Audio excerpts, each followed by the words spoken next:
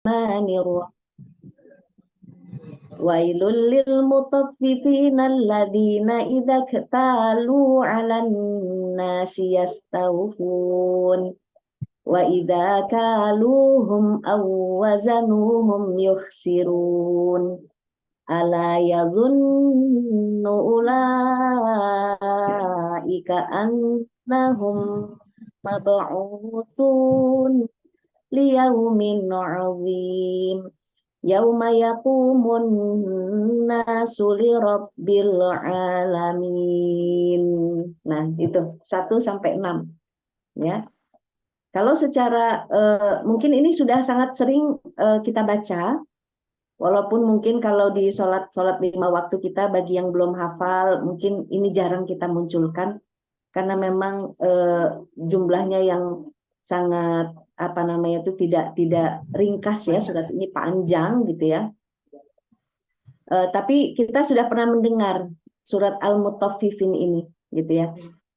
Yakni surat yang ada di surat ke-83, ada di juz amma atau di juz 30 gitu ya.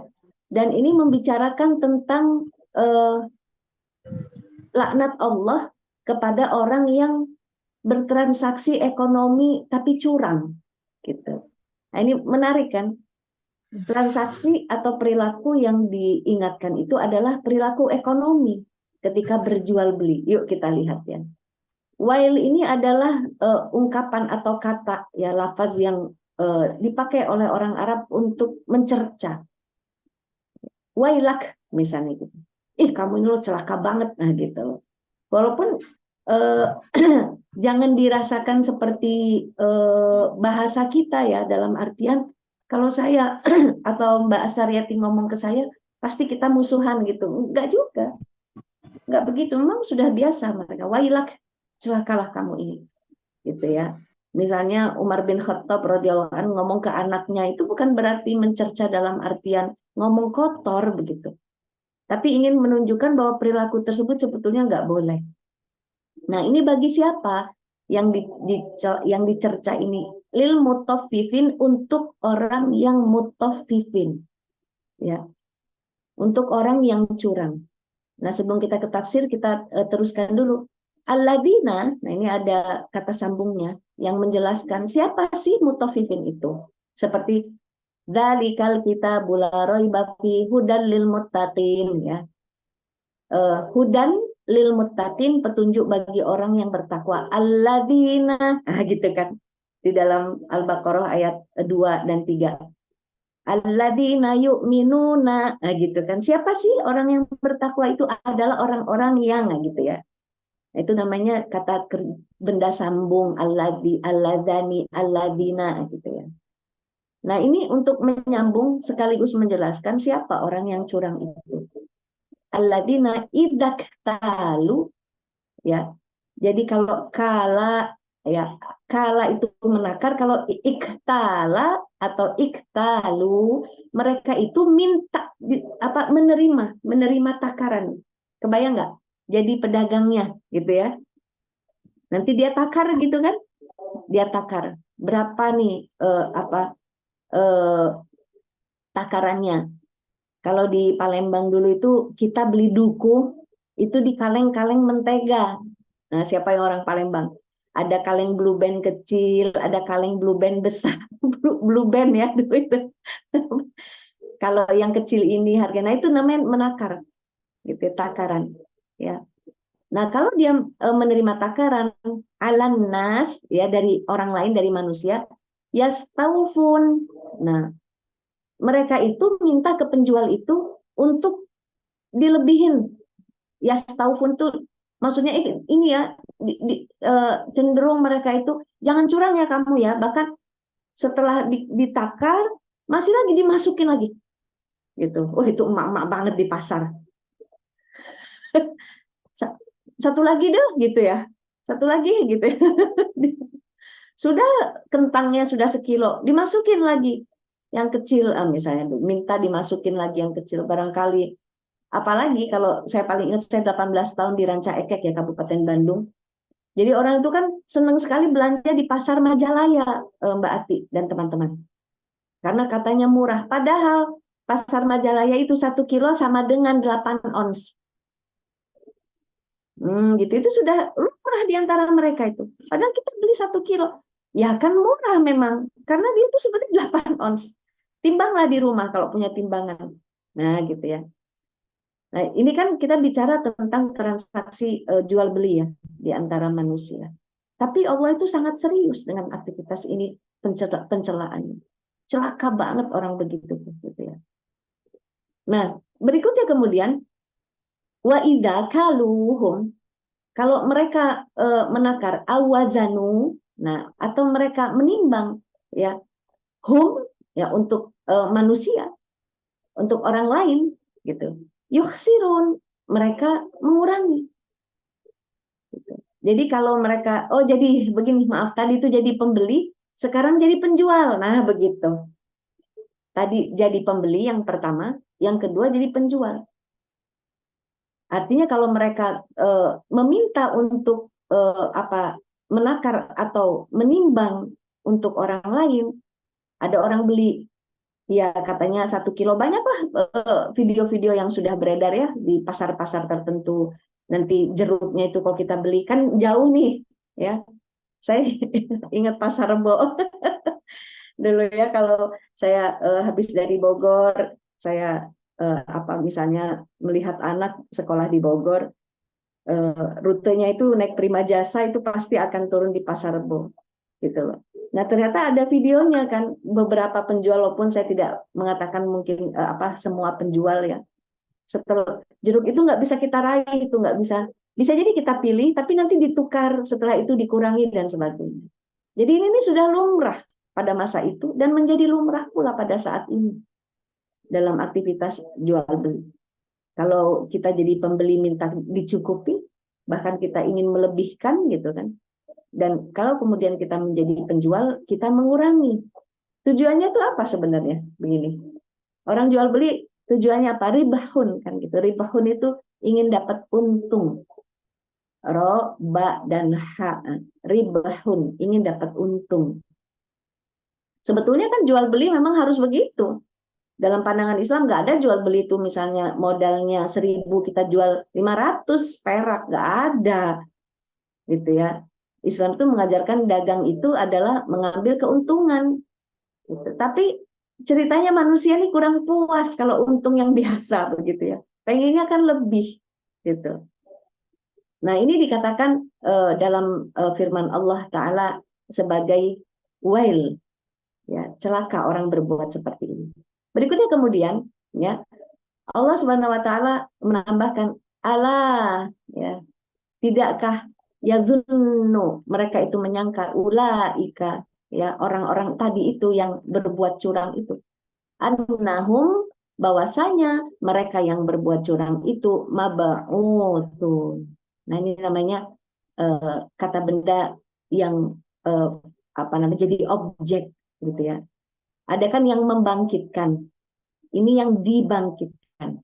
Mab'utsun. Tahu nggak sih mereka itu? Kalau mereka tuh sesungguhnya nanti kan akan dibangkitkan. Nah ini, apa maknanya nanti kita akan lihat. Dibangkitkan kemana? Ya, liyaumin azim, untuk yaum, hari yang azim, yang sangat besar. Apa hari itu? Yauma, yakni suatu hari. Yakumu annasu, manusia itu akan berdiri nantinya. Di hadapan Rabbil Alamin, di hadapan Tuhan yang memiliki alam semesta ini. Gitu ya. Nah, jadi berikutnya tafsirnya ya. Wailul lil mutaffifin, dalam tafsir yang ringkas mukhtasar fi tafsir, halakun wa khasarun lil mutaffifin. Kehancuran dan kerugianlah bagi orang yang curang. Gitu ya. Halak wa khasar. Jadi tadinya mau dapat untung, sebetulnya enggak. Mereka itu rugi sebetulnya. Nah, dalam ada gorib Al-Qur'annya, sesuatu yang harus memang dijelaskan, Wail itu adalah adzabun syadidun, ya, jadi celaka banget, celaka besar orang itu. Al mutaffifina ini, lil mutaffifina ini adalah alladzina yakhshunal mikyala wal mizan. Mereka yang yabkhosuna, maaf ya, mereka yang mencurangi takaran dan timbangan. Takaran itu tadi ya, ditakar dengan nama-nama tertentu. Nanti kalau di Indonesia 1 kaleng, 2 kaleng misalnya gitu ya. Dan mizan ini adalah timbang kilo, gram, ons, begitu. Nah, yang pasti mereka ini senangnya ya bekhosuna, mencurangi. Ya. Yang kedua, apa makna dari idzak talu ala nasiya yastaufun tadi? Yang kedua, yaitu wahumul ladina idzak talu min ghairihim yastaufuna haqqahum kamilan duna naqsin. Mereka yang kalau minta ditakarkan dari orang lain, mereka minta yastaufun, dicukupi haknya, kamilan, sempurna, duna naksin, nggak boleh ada yang kurang. Artinya kan Allah Subhanahu wa Ta'ala mengibaratkan memang sebetulnya ketika kita minta ditakarkan sama orang lain, nggak ada kita itu yang pengennya dikurangi dari hak kita. Kalau 1 kaleng mentega yang besar ya sudah segitu, dilihat, digoncang-goncang begitu kan, agar memenuhi si duku itu misalnya, memenuhi setiap ruangan padat begitu. Udah gitu dimasukin lagi, belum lagi nyicipnya gitu ya, nyicipnya banyak, setiap toko dicicip gitu ya. Artinya kalau memang dipersilakan untuk nyicip sih nggak apa-apa. Ya, cuma masalahnya ketika kita minta untuk ditakarkan, itu memang kita nggak mau hak kita tuh dikurangi. Artinya kan memang nggak boleh ya, gitu kan? Nggak boleh. Tapi lihat, orang seperti itu bukan hanya minta haknya dicukupi, tapi ya, nah ini yang berikutnya. Wa idza qalu linnasi, kalau mereka menimbang untuk manusia, awazanu lahum, atau dia kalau dia menakar jualannya untuk manusia, atau dia menimbang jualannya untuk manusia, yang kusunal kaila wal mizana, mereka mengurangi takarannya atau timbangannya, yang disumpel-sumpel apa gitu kalengnya biar kelihatannya begitu ya. Dan apa, kalau timbangan diberikan apa sesuatu agar kemudian sepertinya 1 kilogram padahal tidak, gitu ya. Wakana dalika wakana dalika adalah hala ahlil madinati, dan itu adalah kondisi penduduk Madinah indal hijratin Nabi, ketika saat hijrahnya Nabi Sallallahu Alaihi Wasallam ilaihim, ya, ketika Nabi hijrah dari Mekah ke Madinah, berpindah ke Madinah, bergabung dengan ilaihim kepada penduduk Madinah, Rasulullah melihat mereka itu seperti itu. Artinya Rasulullah Sallallahu Alaihi Wasallam melihat aturan yang berlaku pada penduduk Madinah saat itu adalah aturan yang memang jahiliyah, sama dengan ketika di Makkah. Gitu. Cuma Makkah itu menolak dakwahnya Rasul, kalau Madinah ini menerima. Cuma kan awal-awal ketika Rasul datang melihat praktek itu. Gitu. Jadi sudah biasa ini sebetulnya pada masyarakat jahiliyah. Sama nggak dengan kita sekarang? Sama. Gitu ya. Nah, ternyata perbuatan ini adalah perbuatan yang dicela. Nah, yang dalam gharib Al-Quran itu, yukhsirun itu artinya adalah yang kusuna fil mikyali wal mizan. Mereka mengurangi dalam takaran dan timbangan. Ya.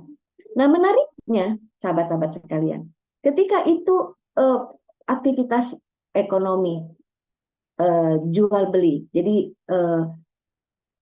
apa namanya itu, pondasi ekonomi, aktivitas ekonomi yang menjadi pondasi di masyarakat itu kalau ekonomi real kan, ekonomi nyata, barang, jasa, ketemu uang. Nah itu kalau bahasa emak-emaknya mah, barang, jasa, bertemu uang, jadi alat tukarnya uang. Ya, beli bawang merah, beli bawang putih, Kita belinya 100 kilo itu misalnya harganya 500.000. Maka kita kilo-kilo berapa, akhirnya kita dapat untung. Nah itu pokoknya untungnya lebih dari 500.000. Itu kan aktivitas ekonomi jual beli itu kan memang begitu. Atau kita memiliki kemampuan untuk memijat misalnya, jasa. Atau misalnya kita punya industri, kita sendiri buat rotinya, setelah itu kita dagangkan. Gitu. Berapa sih kira-kira di pasaran harga jual roti itu? Itu kan merupakan aktivitas dunia. Makanya mbak-mbak yang dirahmati Allah Subhanahu wa taala, jangan hanya berpikir dapat uang itu hanya jasa saja. Tapi barang, jual barang bisa. Jadi kalau misalnya nggak lagi kerja di kantor, jangan dunia seperti mau runtuh. Lihat aja pasar. Nah, gitu ya. Mbak Ati ya, kalau di pasar di pasar-pasar di daerah Sumatera Utara itu, kalau saya pernah ke Brastagi, coba tanya pedagang itu. Dulu di Bandung juga ya? Iya. Lulusan mana? Unpad. Gitu. Kalau orang-orang yang mau independen, nggak mau disuruh-suruh, nggak mau dia kerja di kantor. Bukan berarti hina kerja di kantor. Jadi maksudnya dagang tuh aktivitas ekonomi yang nyata, real. Ngantor juga iya sama. Kita punya kepandaian di bidang IT dan sebagainya. Cuma kalau nggak ngantor, dipecatlah karena perusahaan gulung tikar. Jangan dunia seperti runtuh, cari tali. Tahu nggak mau ngapain? Nyari tali. Mau bunuh diri. Jangan. Banyak jalan rezeki itu.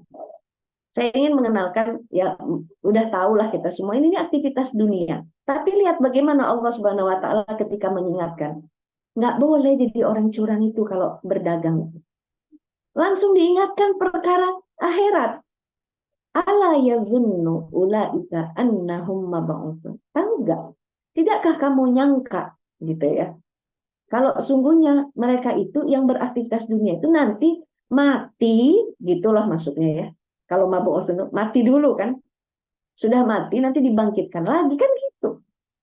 Masya Allah. Jadi nanti dalam iktibarnya itu saya mengambil ibroh ya. Kita ambil ibroh bahwa aktivitas kita di dunia ini di dalam Islam itu selalu tidak dilepaskan oleh Allah Subhanahu wa taala dengan akhirat. Makanya kita kalau membuka acara yang Mbak Atia, kita bersyukur atas nikmat iman gitu. Iman itu nikmatnya luar biasa. Nikmatnya luar biasa. Kalau apa? Kalau kita dapatkan keimanan itu dengan cara berpikir. Kedua, ya, kalau jalan berpikir, kokoh keimanan itu.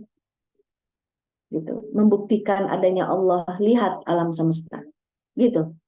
Allah tidak punya anak, tidak punya bapak. Lihat, mungkinkah Tuhan berbilang? Kalau Tuhan bisa dilahirkan, tandanya dia makhluk. Ya enggak? Ngapain kita menyembah makhluk? Karena makhluk itu sifatnya terbatas, bakal mati, gitu ya. Dia tidak maha kuasa, gitu. Loh, ngapain jadiin Tuhan kok sesuatu yang sama dengan kita sifatnya? Nah itu berpikir tuh gitu. Ini kan yang menjadi jalan para mu'allafah sekalian, biasanya memegang kokoh Islam itu. Kalau kemarin saya mendengarkan bagaimana Mbak Angelina Sondah itu di acara Amazing Muharram itu, siapa yang datang gitu ya. Bagaimana sebetulnya kalau dia mau ayahnya yang sangat luar biasa baik sekali kepada dia, hatta sampai orang-orang Islam sendiri meninggalkan dia ketika dia di penjara, bapaknya itu setia dan bapaknya itu masih menyesalkan keislamannya. Makanya luar biasa loh para mu'alafah ya, kalau memang di sini mu'alafah semua, ingatlah jalan mbak-mbak sekalian menjadi Islam itu jalan yang pahalanya sangat luar biasa. Yang kami sendiri itu ya tidak melalui itu. Gitu loh. Karena biasanya melalui proses berpikir yang sangat-sangat kokoh. Kalau kita ini kan, kami ini kan keturunan istilahnya. Orang tua dah Islam begitu kan. Ya sudahlah gitu. Bahkan tidak tidak perlu banyak lagi berpikir ya, pokoknya di KTP lihat aja dah agama kita Islam begitu. Iman itu sering lupa bahwa dia itu adalah sebuah jalan yang membuat kita mulia, tahu, yakin, apalagi mendapatkannya dengan cara berpikir, bukan hanya sekadar keturunan. Nih di ayat ini. Ala yazunnu ulaika annahum mab'utsun. Perkara dunia, curang timbangan, tapi langsung Allah berikan. Tahu nggak kamu? Kamu itu nanti akan dibangkitkan. Bagaimana tafsirnya? Ala yatayakkona haula yatayakkonu haulal alladina yaf'aluna hadzal munkaro. Tidakkah kamu itu yatayakkon, yakin? Nah itu ya kan hampir sama ya. Tidakkah kamu itu yakin? Haula, orang-orang itu tuh yang curang, alladina yaf'aluna hadzal munkaro. Orang-orang yang melakukan perbuatan mungkar ini. Jadi kalau dia itu yakin, ya, maka jangan haram itu dibabat, dilabrak gitu ya. Kalau dia yakin pada Allah, ini enggak selalu diingkari. Gitu. Inginnya orang-orang yang mungkar itu gitu, selalu diingkari. Apa yang wajib nggak dikerjain. Apa yang haram senang banget ngerjain. Namanya orang yang senantiasa mengingkari. Kalau istilahnya mama naik motor gimana? Sen ke kanan, belok ke kiri. Nah, berarti suka gitu nggak? Jangan lupa matikan lampu sen ya. Sering ditegur Umu, Bu, sennya tuh. Kalau saya pernah cerita di sini di Bogor, saya nyaksikan sendiri. Ini mah ibu-ibu ya, ini mah polisi. Sen ke kiri, dia belok ke kanan. Ya Allah, saya itu sama suami tuh barangkali banyak pikiran bapak ini gitu, kasihan gitu. Apa pagi-pagi, habis dimarah-marah istri biasanya. Jadi melamun di jalan ya. Saya banyak cerita saya ini ya. Saya kalau pagi-pagi berangkat, saya senang memperhatikan bagaimana face orang-orang yang ada di jalan gitu. Kadang ngelihatnya kalau anak-anak sekolah gimana, yang nggak dikasih uang jajan pasti gitu ya. Nah itu. Jadi orang-orang yang mungkar ini, tidakkah kamu tuh yakin bahwasanya annahum mab'utsuna ilallahi, bahwa kamu itu nanti akan menjadi orang yang dibangkitkan kepada Allah. Nah, proses kebangkitan itu kan kita mengalami dulu kematian kan? Ya enggak? Kita mengalami kematian. Nah, dalam Qur'annya itu yazunnu itu ya'taqidu. Tidakkah kamu yakin? Makanya kan ya keyakinan itu kan akidah bahasa lainnya ya. Sering kan? Ain, qaf, dan dal. Kata kerjanya ya'taqidu itu sama. Tidakkah kamu itu yatayakkon? Tidakkah kamu itu yakin? Tidakkah kamu itu iktikad? Saya sudah itikad. Nah, itikad itu kalau dalam bahasa Indonesia kan saya sudah meniatkan diri, saya udah yakin maksudnya gitu. Ya. Nah, sebelumnya saya ingin mencontohkan ada perkara-perkara lain apa namanya tuh yang Allah Subhanahu Wa Taala memberikan kepada kita langsung peringatannya itu kepada akhirat. Padahal itu tuh perkara-perkara dunia. Ya, misalnya eh, sebentar ya. Hmm.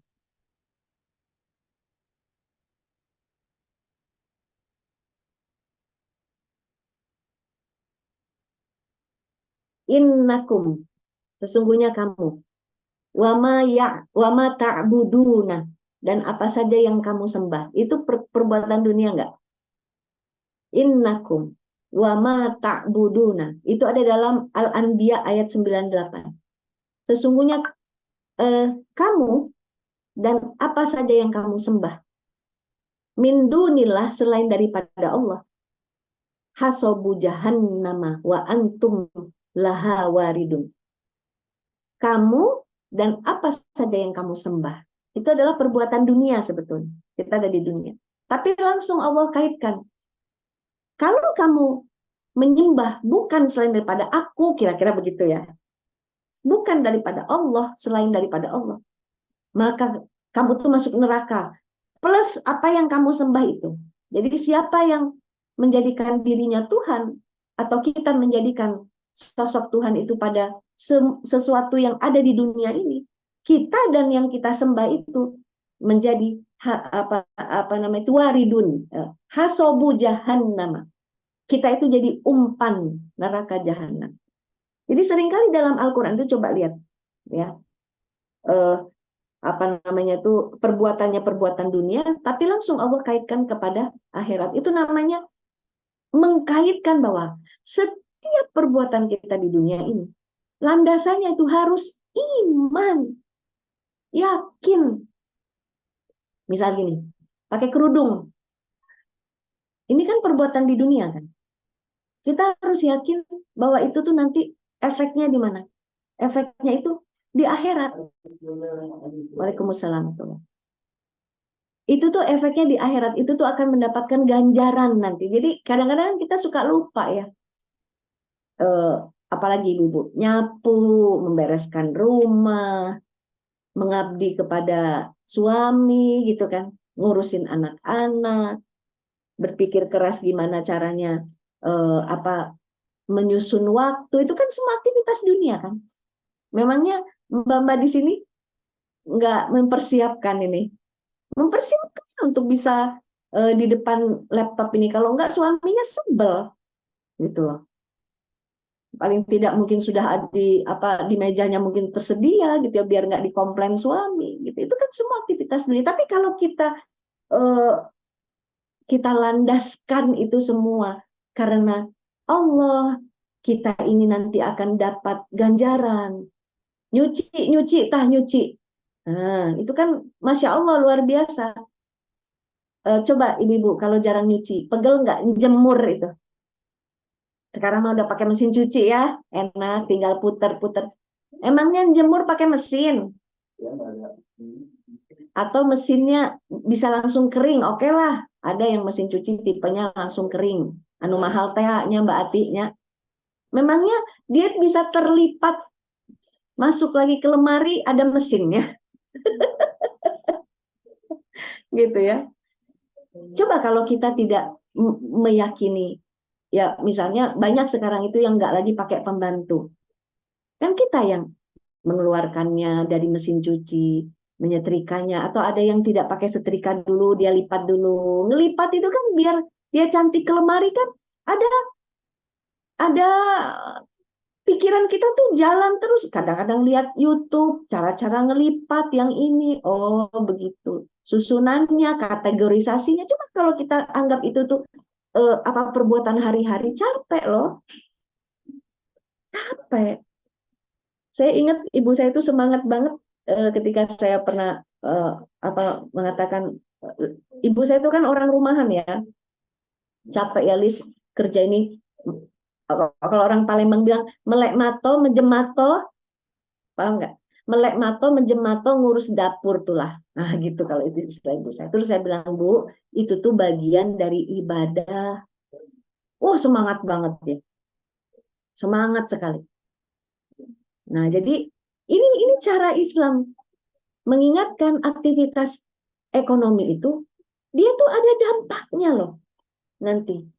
Bahwasanya kita tuh akan dipertemukan oleh Allah Subhanahu wa taala. Kalau kamu senangnya mungkar, mengingkari terus diingkari terus hukum-hukum Allah itu, termasuk juga soal menakar, meminta ditakarkan, menakar untuk orang lain, meminta ditimbang, menimbangkan untuk orang lain, itu Allah katakan harus sesuai, ya, harus sesuai, sekilo ya sekilo gitu ya. Kadang kita harus mengkalibrasi timbangan kita kan gitu, agar kita takut nanti di hadapan Allah itu. Kalau kita curang, diingatkan, tahu nggak kamu itu nanti akan ada di depanku, kamu itu mempertanggungjawabkan setiap apa saja yang kamu perbuat. Kenapa ya Allah itu begitu banget ya? Kok perbuatan tertentu itu kayaknya celaka banget gitu kalau kita mengingkarinya, kalau kita melibasnya. Nah ya. berdiri di depan Allah nanti suatu saat, ya, liyaumin azim, untuk hari yang besar, lil hisabi wal jaza, akan ada perhitungan dari Allah Subhanahu wa taala, ya, dan akan ada balasan, perhitungan dan balasan fi yaumin azimin, pada hari yang sangat besar, lima fihi minal mahni wal ahwal, terhadap karena apa saja, ya, di dalam yaum itu, di dalam hari itu akan ada kegentingan dan huru hara, akan ada kegentingan dan huru hara, ya. Yauma yatadzakkarul insanu ma sa'a wa burrizatil jahimu liman yara, itu dalam surat yang lain. Akan diperlihatkan nanti oleh Allah Subhanahu wa taala apa saja yang dulu pernah kita lakukan. Gitu ya. Jelas sekali, detail sekali. Itu namanya hisab. Ya. Fa'amma man tagha wa atharal hayatad dunya fa innal jahima hiyal ma'wa. Siapa yang togo? Togo itu kalau dalam bahasa yang lebih populernya jadi togut. Nah, togut ya. Togut itu dia merasa dirinya Tuhan. Artinya kalau kita ambil lafaznya togo itu berbuat togut, kita itu senang sekali melampaui batas. Wa atharol hayatad dunia. Seperti apa huru haranya hari itu, gitu ya, hari itu. Orang-orang yang lebih mementingkan kepentingan dunianya, dia melupakan akan ada yaumil hisab itu. Fa innal jahima hiyal ma'wa, tempatnya nanti itu di neraka yang sangat menyala-nyala apinya. Gitu. Gimana nggak huru hara kita itu? Nggak bisa. La yatakallamuna illa man adina lahur rahman. Di hari itu tidaklah berbicara kecuali apa yang diizinkan Allah. Emangnya mulutnya si Sulis ini, si Ummu Salamah ini yang ngomong? Enggak. Ya. Kalau mulut kita ini, tanyalah suami kita.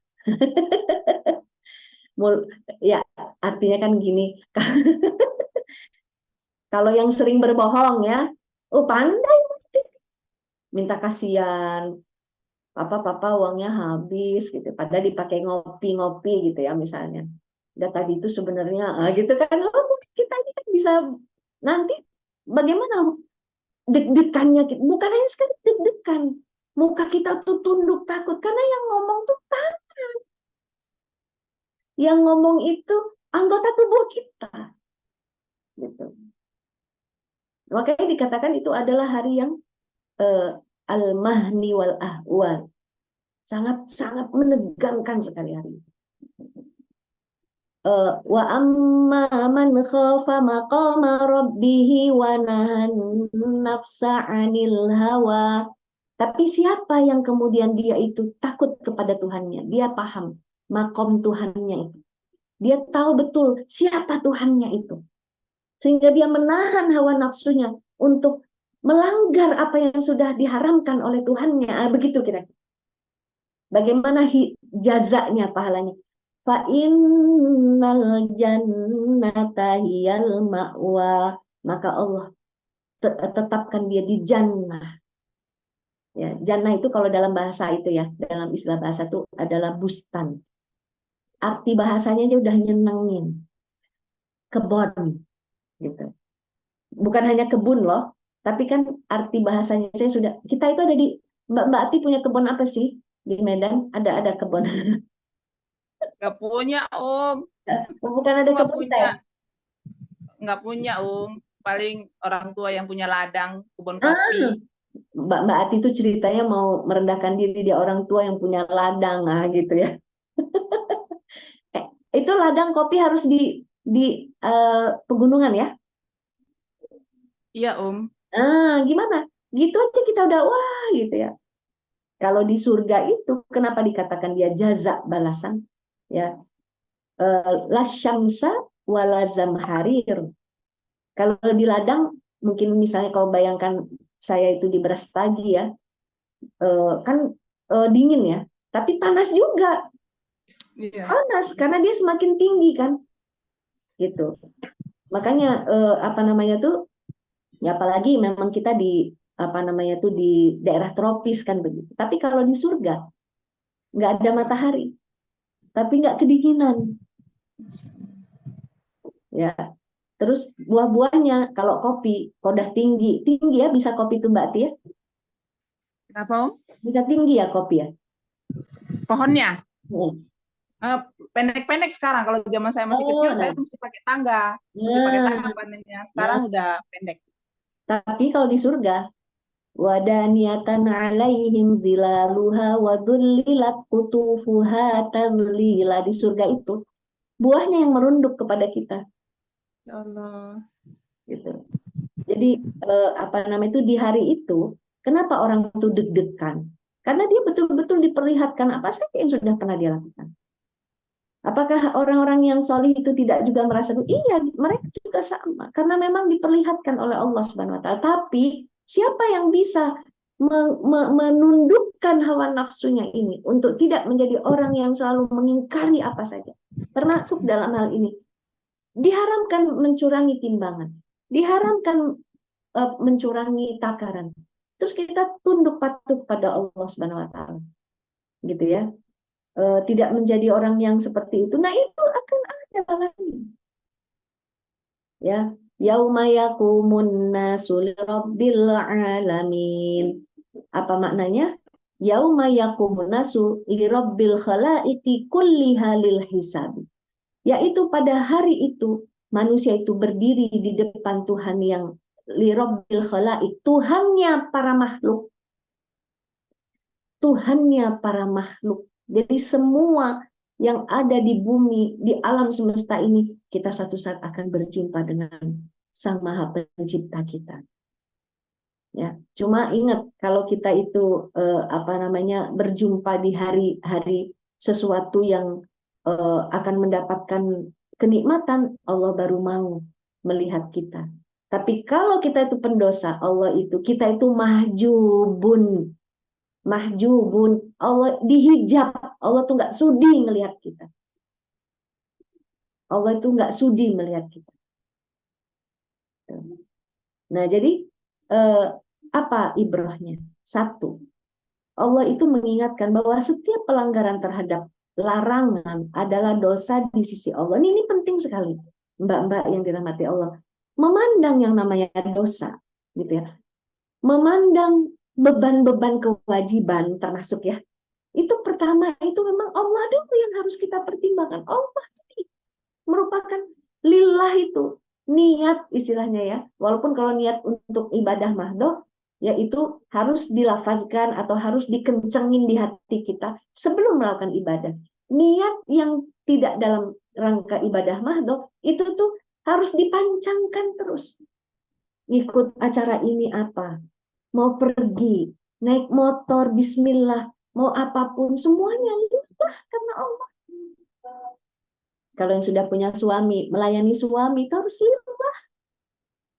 Gitu. Ada kan ibu-ibu yang sebel banget, udah tua saya ini melayani suami gitu. Jangan begitu. Gitu ya. Harus lillah apapun. Beresin kasur lagi, beresin kasur lagi. Ini kamera saya jangan dibalik, saya belum beresin kasur. Tapi sudahnya apa coba yang kita lakukan? Melipat selimut. Saya ceritain ya. Mulai dari menggeser-geser semua bantal dan selimutnya, rapikan, kebut-kebut gitu kan sampai dia ada lagi jangan lupa simetris. Ya kan? Biar cantik. Kalau spraynya garis-garis, kalau istilah orang Palembang kalau dia mencong-mencong, tak enak mata melihat gitu kan. Itu semua upaya itu. Kalau kasurnya yang tipe besar, merambat-merambatlah kita ke arah ujung sana, pakaikan lagi.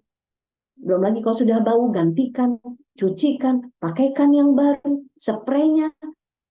Apa sih perbuatan kita di dunia ini? Kalau kita tidak meniatkan itu lillah, lillah. Makanya saya sering mengajarkan, kan ibu saya sudah sepuh ya. Memang ini saya bisanya mengajarkan. Kalau orang sepuh itu apa coba? Ya sering khawatir, benar? sering khawatir, misalnya, pensiunnya ini kok kecil sekali ya sekarang misalnya gitu. Saya bilang, Bu, jangan suka khawatir. Saya bilang, saya tuh sekaligus ngajarin diri saya sendiri sebetulnya, karena saya sendiri menua kan. Ibu harus yakin ada Allah. Saya mengajari diri saya. Kenapa? Nanti kan ada saatnya kita ingin berjumpa sama Allah, itu kan kita tuh di satu titik yang tidak ada dibilang enak gitu. Namanya juga sekarat, sakaro, seperti mabok, ya, di mana mungkin cairan-cairan tubuh kita ini sudah tidak optimal lagi, macam-macam lah. Kadar garamnya menurun, ada kan gitu, mulai nanti sering kan melihat orang-orang yang sudah meninggal katanya gitu ya. Nah, kalau secara ilmu kedokterannya sebetulnya apanya yang sudah berkurang, Mbak Mbala yang tahu. Katanya ada lagi, coba cicip keringatnya. Kalau keringatnya sudah campah, tahu campah nggak?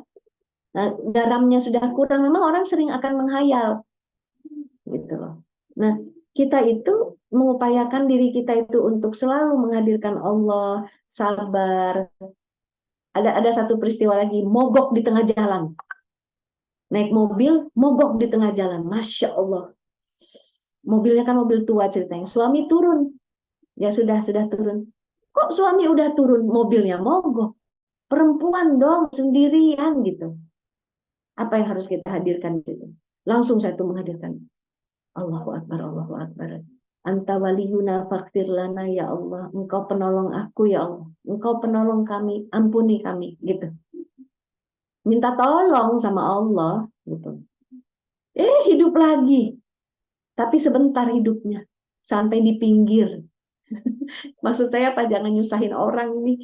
Udah di dekat stasiun kereta. Di tengah, lagi macet. Ya Allah. Jangan sampai saya menyusahkan. Mogok juga sih. Tapi pas di pinggir lagi. Terus kembali kita, apalagi ada Allah. Allah, Allah, Allah, Allah. Gitu. Kenapa menghadirkan Allah itu? Kenapa? Karena kita kuat dengan Allah. Benar nggak? Ada musibah apa? Kita tuh hanya kuat dengan Allah. Karena kita ini memang lemah. Mintalah tolong kepada Allah Subhanahu wa taala. Ya, tinggal ya atuh kalau habis bensin ya isi bensin atuh. Minta tolong sama Allah dibiarin nggak ada bensin ya itu namanya nggak usaha begitu ya. Air radiatornya nggak pernah diganti kalau yang masih mobil. Semua mobil ada air radiator ya.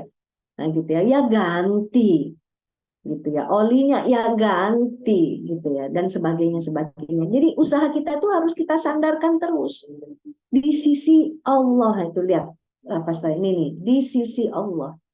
Ini harus jadi pertimbangan pertama. Kedua, setiap maksiat pada Allah akibatnya selain tadi di yaumil akhir, tapi kerusakan di dunia. Ya, zaharul fasadu fil barri wal bahri bima kasabat aidin nasi.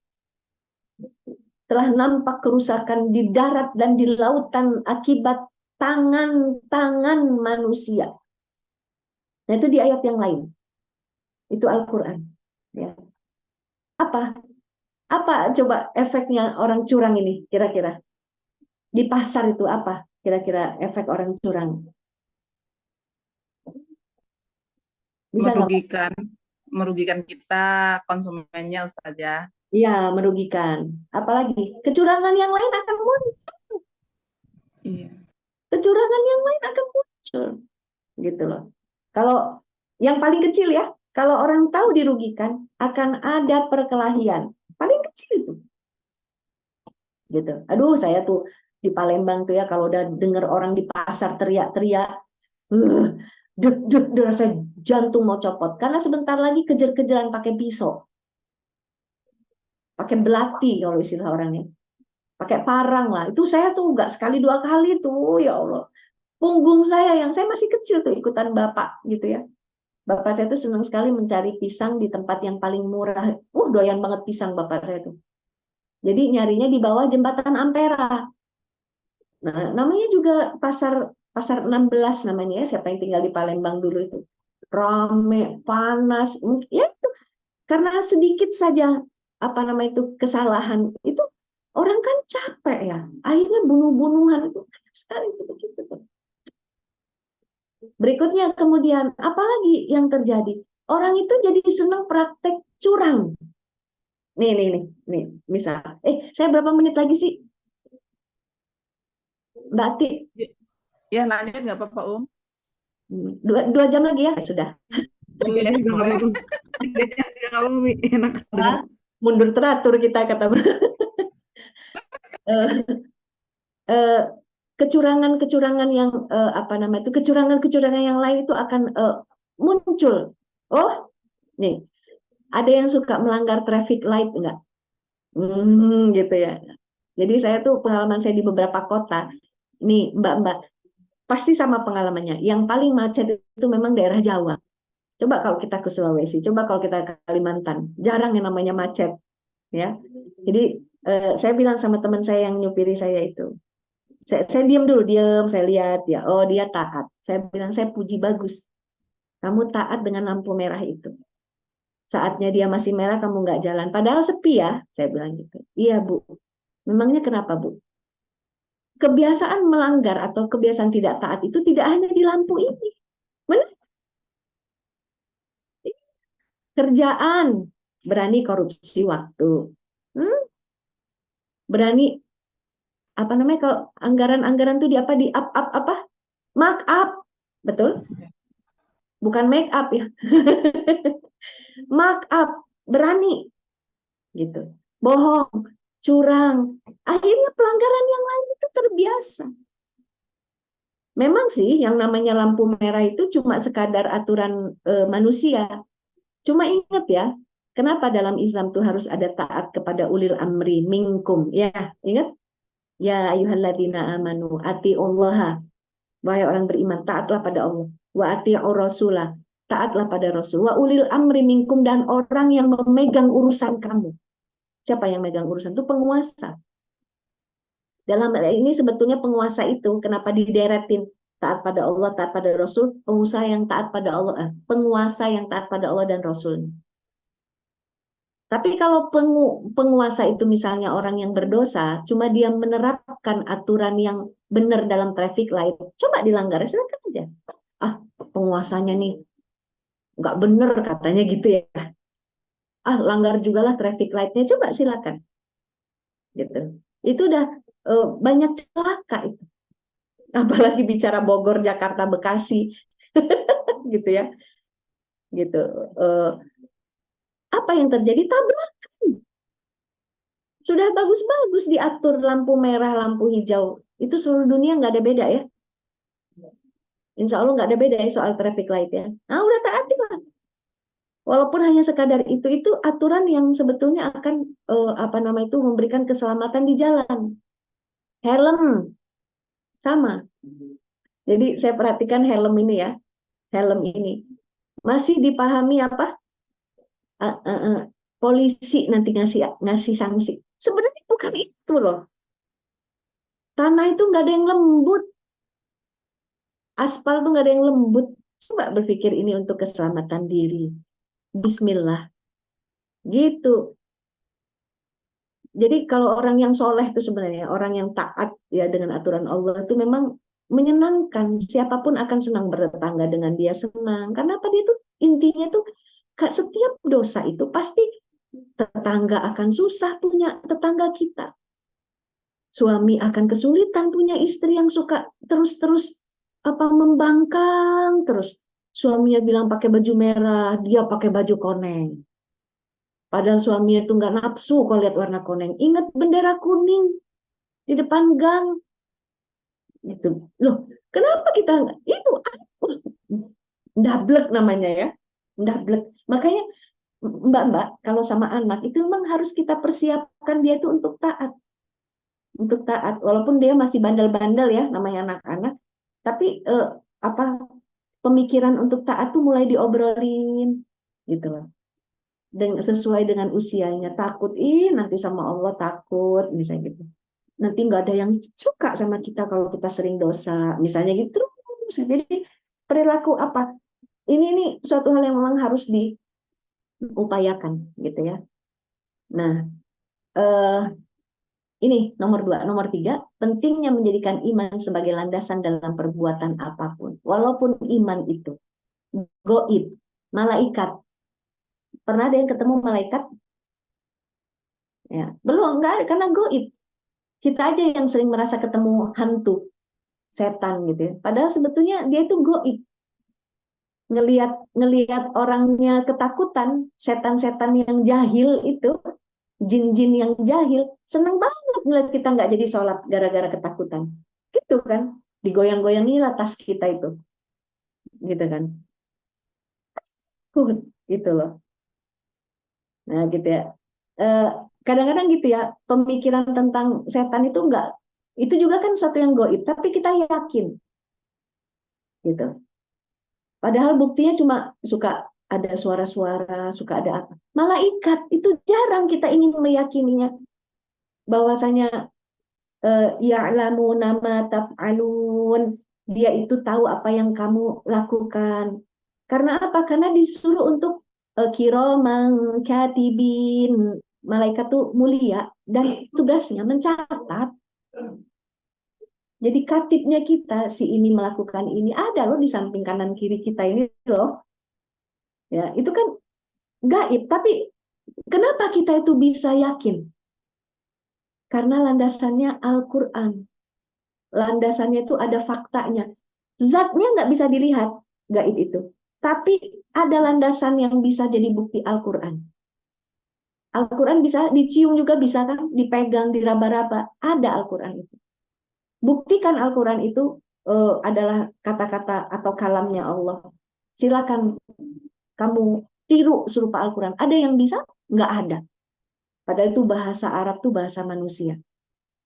Seharusnya kita yakin dengan kepastian yang sangat tinggi tingkat keyakinannya bahwa apapun yang diceritakan Al-Quran, sekalipun gaib, kita tidak pernah menganggap itu adalah sebuah kebohongan. Jadi menjadikan kita itu ketika berbuat di dunia ini landasannya ada malaikat yang mencatat. Bagus itu. Disitulah kita itu akan kokoh dimanapun. Ada guru, nggak ada guru. Ada suami ataupun tidak ada suami. Jangan nggak ada suami, kebenaran hubungi mantan misalnya gitu. Enggak, itu bukan yang mencatat. Gitu ya. Sampai tingkat seperti itu menjadikan iman sebagai landasan dalam berbuat apapun.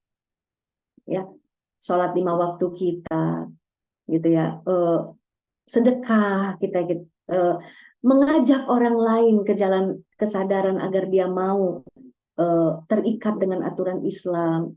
Oh, ini adalah perbuatannya Rasulullah ya, berdakwah ini ya. Maka kita isi hidup kita itu untuk mengajak orang, belajar bergaul, biar orang-orang ibu-ibu tuh seneng dengan kita gitu ya. Jangan orang belum pakai kerudung, masuk neraka lu. Marahlah orang, belum sampai pemikirannya udah kita bilang begitu. Oh, besok belajar lagi kalau dia marah, oh jangan ngomong begitu. Ibu, kasihlah kue dulu, kasihlah dulu apa, sudahnya mampir ke rumahnya, ngobrol-ngobrol. Akhirnya menjadi pendengar yang the best. Asik gak punya teman yang pendengar yang baik? Oh, asik banget. Biarin dia itu cerita dulu. Biarin dia nangis dulu. Belum selesai udah nimpali. Belum selesai udah nimpali. Semuanya untuk apa? Saya pengen seperti Rasulullah dan sahabat. Biar nanti kalau menyampaikan Islam orang gampang menerimanya. Itu ini apa? Ini dasarnya.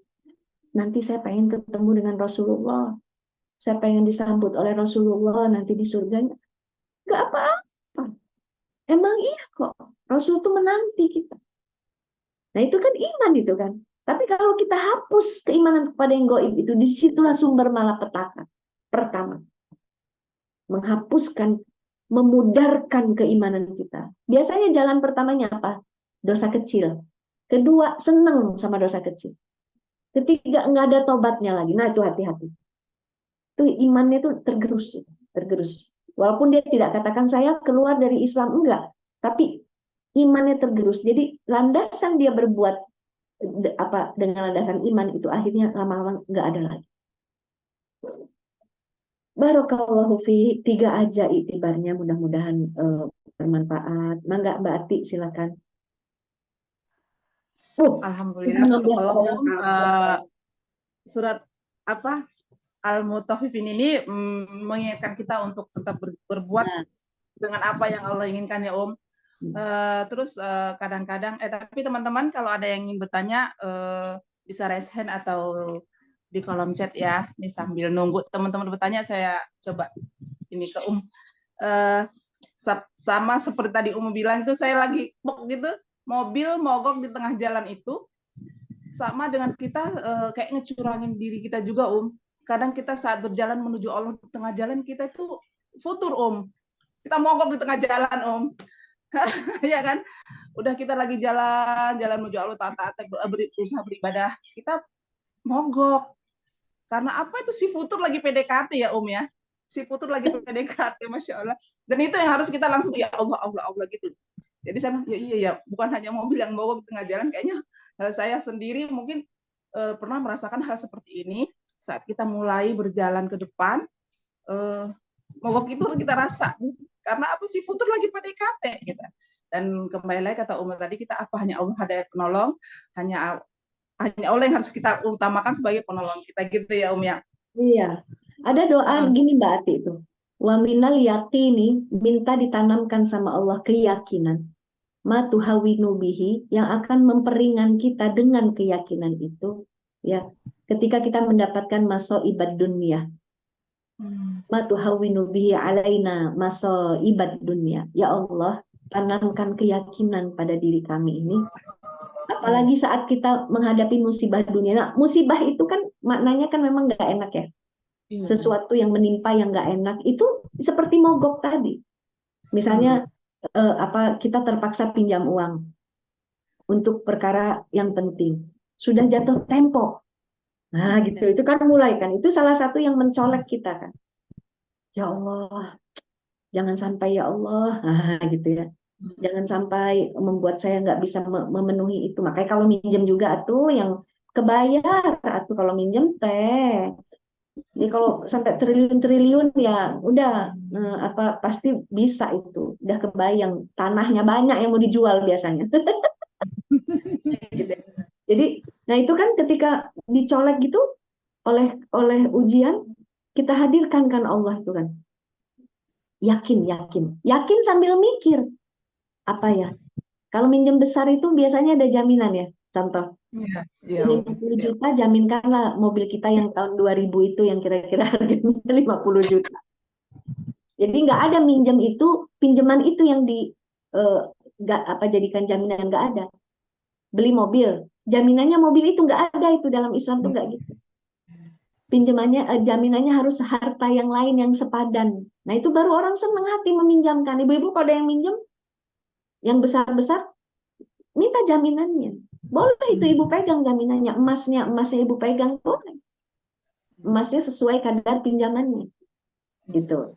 Nah, itu kan mencolek tuh musibah itu ya. Misalnya apalagi kita mu'alaf gitu, dipandang orang keislaman kita, misalnya gitu ya. Sambil mikir kan, apa ini yang mau dijual ini, biar apa. Nah, gitu. Tapi ketika musibah itu datang, kita nggak boleh hanya menangis. Keyakinan kita Allah itu menolong, Allah juga memberikan jalan itu. Nah, jalan itu jalani. Seperti kita lagi diuji dengan suami kita misalnya begitu ya. Ribut lah biasa, mana ada rumah tangga yang nggak ada ribut, betul? Ini mau dipertahankan nggak rumah tangga? Nah gitu kan, Allah berikan jalan. Gitu loh, mengalah, minta maaf misalnya gitu. Allah berikan jalan semua. Mau dipertahankan nggak ini? Kalau nggak banyak dosa di rumah tangga ini, gitu ya, maka aku pertahankan ini demi Engkau ya Allah, ngalah. Ya udahlah, janganlah kita yang S2, S3 nih jawab terus dengan suami. Benar nggak Mbak Siska? Mentang-mentang S2, S3 nggak ada ini stopnya jawab suami, ya kesal lah suami. Dia pura-pura bodoh aja kalau sama suami. Iya kan? Iya mas, oh gitu ya. Mau masak apa hari ini? Gitu. Walaupun yang masak bukan kita, jari kita. Tek, tek, tek, tek, tek. Suami boleh kepala, kita tetap leher ya, Mi. Iya betul. Kita tetap lehernya makanya benar. Kan Kita Allah. yang ngarahin dia ke sana ke sini gitu, kita yang ngarahin. Oh gitu ya, cakep itu. Iya. Kan dia boleh kepala dia mutusin, tapi kita Heeh. lehernya gitu. Jadi kita yang caranya ya itu tadi pelan-pelan, iya iya Pak, iya iya. Tapi nanti tunggu nanti dia udah tenang baru. Tapi bukannya gini ya Pak, bukannya gini ya gitu. Itu Mbak Siska itu buat status atau buat buku itu bagus itu. Jadi bukan bahu ya, leher ya. Nah, Leher, kita yang ngarahin ke. iya gitu Mbak Ati. Masya Allah, ya benar Jadi memang banyak yang kita dapat, Masya Allah. Teman-teman ada yang nanya nggak? Ada nggak sih? Belum ada ya? Oh, belum ada. Kak Siska, ada yang ditanya nggak? Senang banget dengar dengar Umu ini apa ya? Istilah-istilahnya yang dipakai itu benar saya Bataknya ada, Sumateranya ada, Palembangnya ada, Oh, paling enak Bandungnya kalau juga ketemu, ada. kalau kopi darat paling enak. Iya betul. Mas, ngerangkul, penyampaiannya itu ngerangkul Kak Siska. Makanya saya pertama ketemu kita di grup yang dulu itu tuh yang setelah ini, ya Allah ya ilmu banget. Jadi kita Iya. yang maksudnya kita masih belajar Gitu, masih biar belajar ini kita bisa menerima gitu. Iya Praktis banget seperti ya. itu yang mau Tapi emang bilang bener sih. Itu kayak ditanamkan Jepang keyakinan pakai gitu. apa tadi kaleng blue band ya. Kalau di Ben, Bandung kan nyambung kacang kan? tuh kan. Kalau di Bandung kan kacang tuh yang biasa kayak gitu. Seorang tua ibu-ibu tuh kalau di pasar, ah udah tambahin dikit lagi itu orang Sunda banget tuh. Saya tahu banget itu. sudah sekilo ya Mbak, dilempar Hmm. lagi tuh. Tuh, gitu. Heeh. Hiji deui nya cenah gitu, udah ditambahin gitu. Maksa Biar bener-bener. hangat, biar hangat Biar aja. hangat dah. Iya betul. Bener-bener. Masya Allah banget ya. Udah nih, Kak Siska ada lagi? Sama Kalau kayak itu tadi ya. insya Allah alhamdulillah seneng banget udah puas banget lah emang bener sih emang bener itu mudah banget tapi memang ada yang menyentil juga sih jadi saya juga keinget kalau saya kadang-kadang suka korupsi waktu ya jujur aja bahwa kadang-kadang saya terlambat terus nitip absen berarti ternyata itu nggak bener juga ya saya jadi mikir jadi keingetan gitu aduh iya nanti tanggung jawabnya nih gimana di kantor juga kadang-kadang terpaksa ngikutin keinginan pimpinan jadi ya kadang-kadang segala cara gitu loh supaya pimpinannya bisa seneng gitu padahal mungkin nggak sesuai dengan anggaran gitu ya padahal ini jadi makin apa namanya harus benar-benar ingat ingat yaumil akhir ya berarti ya harus Ya. ada Kalau tanggung kalau jawabnya berkaitan nanti dengan gitu. hak orang, Mbak Siska, kita minta maaf sama orangnya. Kalau berkaitan dengan hak Allah, apa namanya tuh yang sudah misalnya korupsi waktu ya, ya Ya kita bisa mengaku misalnya minta maaf dan jangan lagi gitu. Cara tobat tuh gitu aja, gitu aja jangan ya. lagi gitu. Kita yakin kalau misalnya kita mengingatkan tentang anggaran, Hmm? eh, alasannya satu saya takut sama Allah gitu aja. Jangan kemana-mana. Saya Iya takut iya Pak sama Allah gitu aja. Biasanya itu jawaban yang akan sulit dibantah oleh siapapun.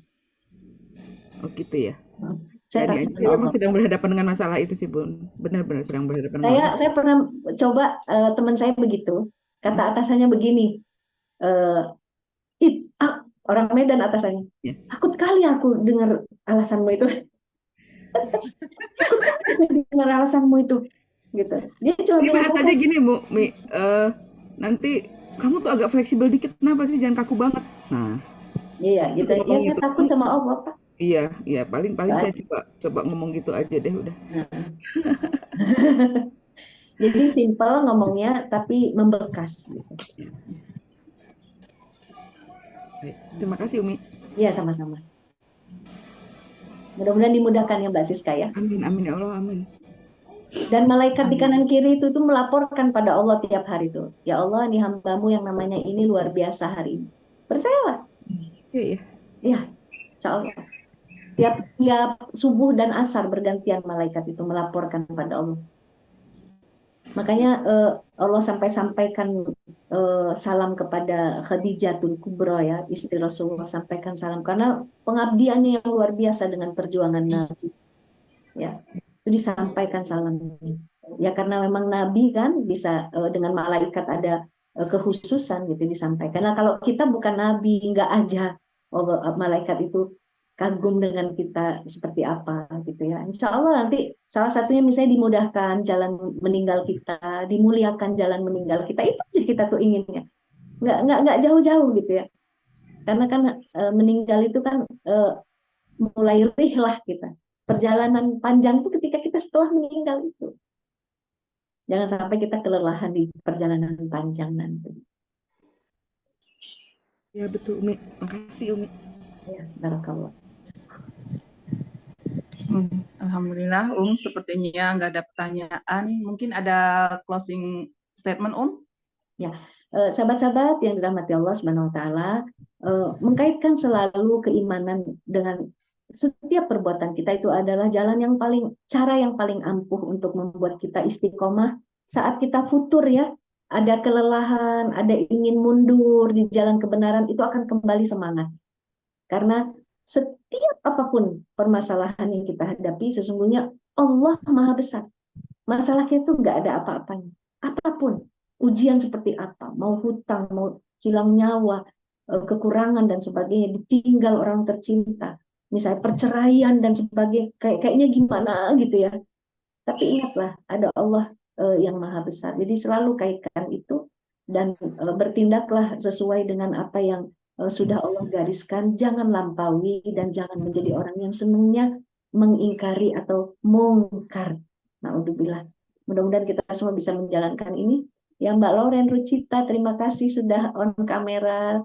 Ya, mohon maaf lahir batin kalau ada salah-salah kata, salah-salah ucap. Mudah-mudahan Allah Subhanahu Wa Taala mempertemuan kita. Kalau nggak di dunia, ya di akhirat kelak. Amin ya rabbal alamin. Al-afu minkum billahi sabilil haq. Wassalamualaikum warahmatullahi wabarakatuh.